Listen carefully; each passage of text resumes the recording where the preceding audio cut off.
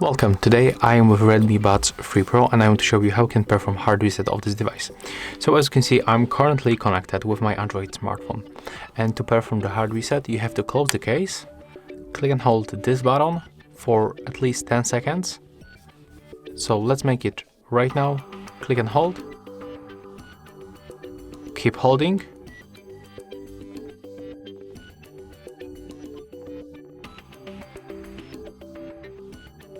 take a look right now on the LED indicator. It blinks on the white, and after a few seconds you have to release the button.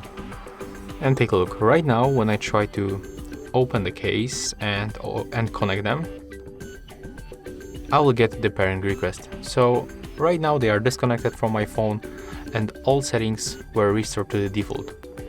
So as you can see, that's how you can perform the hard reset of your Redmi Buds 3 Pro. And if you find this video helpful, remember to leave a like, comment and subscribe.